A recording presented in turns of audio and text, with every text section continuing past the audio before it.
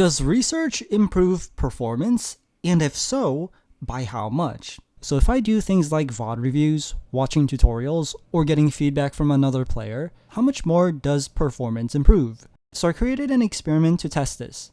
I decided to play 30 hours of Osu. The first 15 hours without research, and the next 15 hours with research.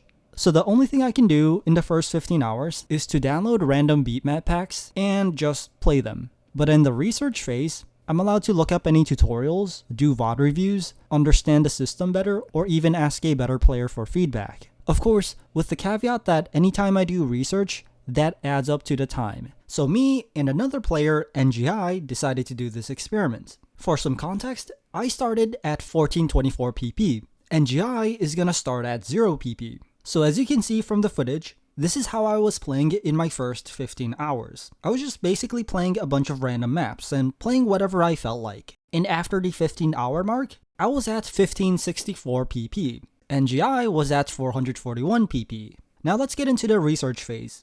So I ended up watching a couple of YouTube tutorials and getting some feedback from a higher level player, as well as beatmaps that give me a higher amount of PP. I think the main thing I realized here was to find a type of maps that I enjoyed and was good at, and to basically double down on all of them until I got really good at it. And then I focused a lot on getting high accuracy so I can really boost my score.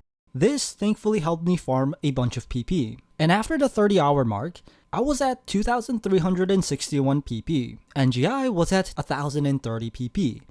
Overall, I gained 140 pp without research and 797 pp with research. NGI gained 441 pp without research and 589 pp with research.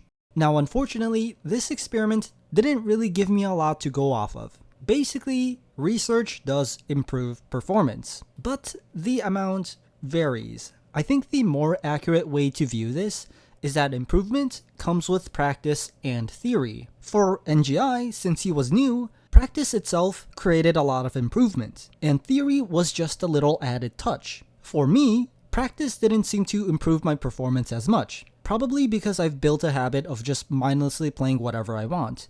But with theory, I was able to understand what to focus on and how I can maximize PP.